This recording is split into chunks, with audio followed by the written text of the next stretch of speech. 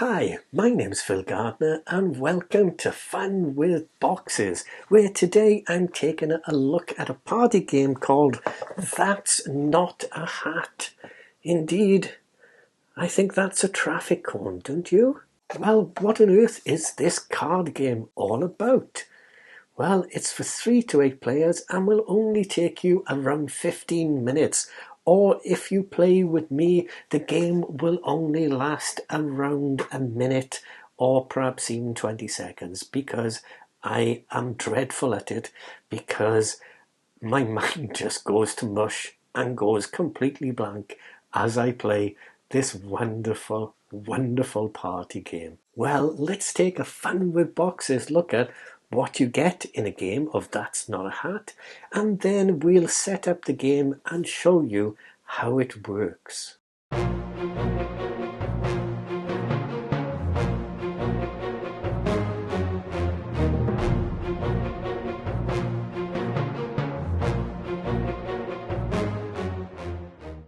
Okay, a game of That's Not a Hat comes with 2 decks of cards. One deck with the white arrow on the back and one deck with the black arrow on the back.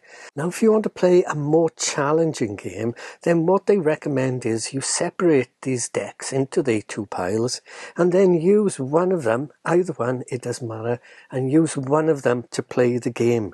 Now, that is for a more challenging game. Now, instead, and what I would highly recommend what you do is you shuffle all the cards together.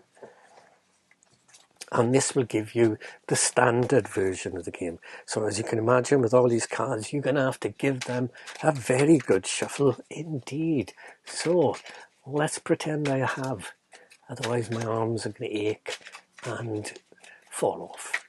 Pop the cards into the centre of the table, and then to set up the game, you take the gift cards and deal each player a card.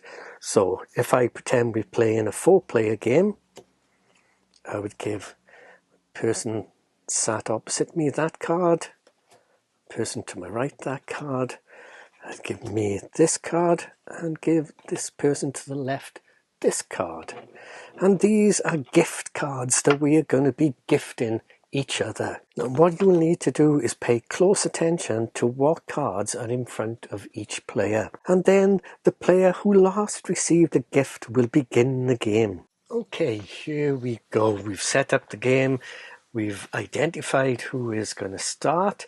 And let's say I am going to start here.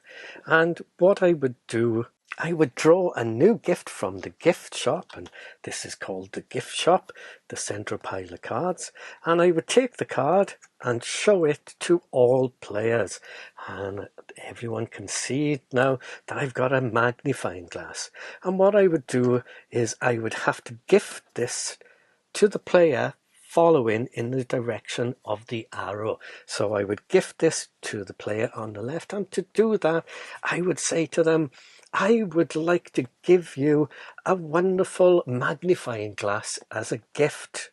Pass that card to them, and then they decide whether or not to accept the gift. Now, you accept the gift if you believe what the person is gifting you is what they say they are gifting you. And if you don't believe them, then you can reject the gift. But starting off, everyone is going to know what gifts are being gifted. So I've said that I'm gifting this person a magnifying glass, and they say, my goodness, that's very kind of you. Now I can read very small print in rule books. So they would take that card and put it above their current card.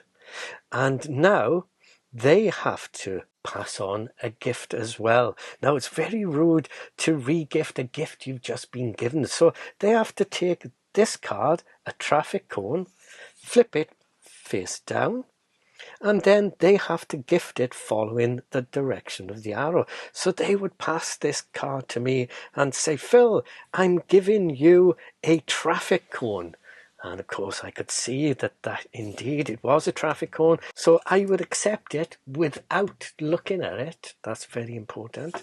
and place this above my existing card. I can't now re-gift this gift. I have to give the gift of a tennis ball. I assume this is a tennis ball. So I'd flip it over, and following the direction of the arrow, I would say to this player, I would like to give you the gift of a tennis ball. And they would say, that's very kind of you.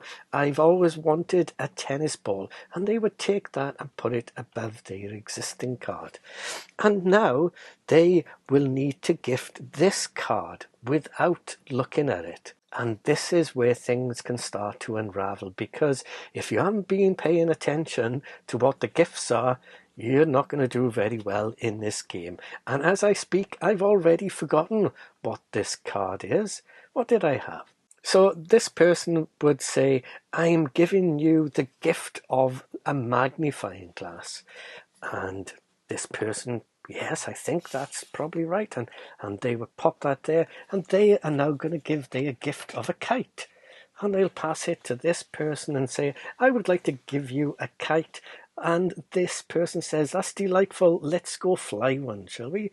And they take it. And now they have to gift their cactus plant. And so they would pass this to me and say, Phil, I would like to give you a prickly cactus plant. And I say, why?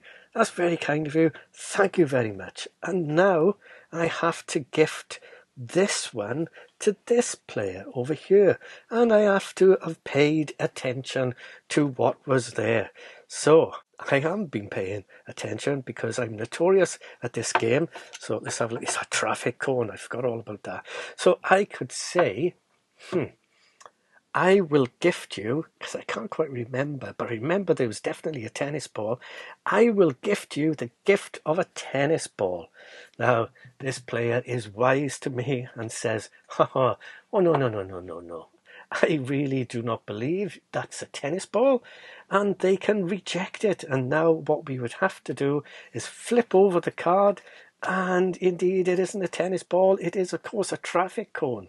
So because they refused to accept it and I didn't give them a tennis ball, I will take this card as a penalty, and I would keep this next to me to show that I've got a penalty card. And what I would do then is the person who gets the penalty card, they will take the top card from the gift shop again, show it to everybody. So that looks like popcorn to me. Would flip it over and then pass it to the player following the direction of the arrow. So I would say, have some tasty popcorn, and they will say thank you very much because they know it's popcorn. And now they will pass this gift on following the arrow and tell that person what they are gifting. And they are going to say, I would like to give you this wonderful tennis ball. And this player says, oh no, I'm not falling for that. I don't think it's a tennis ball. So we will flip this card over and oh, it is a tennis ball. So because this player rejected it and it was actually the tennis ball, then this player takes that card as a negative point. And they would then draw the top card of the deck, show it to everybody. It looks like an iced donut to me, and they would then pass that card on to the player following the arrow, saying please have a tasty donut, and that person would say thank you, and then they have to gift this card. And so you would continue to play until one player has received 3 negative point cards, and that's when that round will end, or the game will end. It's up to you really, because you can play a number of rounds if you want to.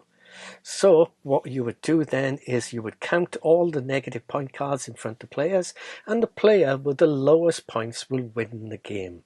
So like I say, the best way we find to play it is to play, say, 3 to 5 rounds and make a little total of the negative points that people are winning each round. And the player with the least negative points is going to win. And that is very simply what a game of That's Not a Hat is all about. It is immense, immense fun. Like I say, I am dreadful at it. As soon as the cards are flipped over, I've lost everything. I have no idea what's going on and get completely confused, much to everyone's great enjoyment and laughter. It is a fantastic, fun party game. And don't forget, if you want to make it harder, separate the cards into white arrow and black arrow piles and simply just use one of those piles to play the game, and that will make the game harder if you so wish. And there you go, That's Not a Hat. Well, That's Not a Hat. Hilarious party fun. Hilarious party fun, I tell you. Oh my goodness, I am terrible at this game. Absolutely shocking at this game. But I tell you what, I cannot stop laughing when we play the game.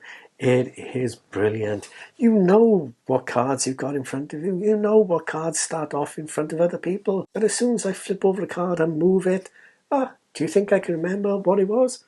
No. I haven't got a clue.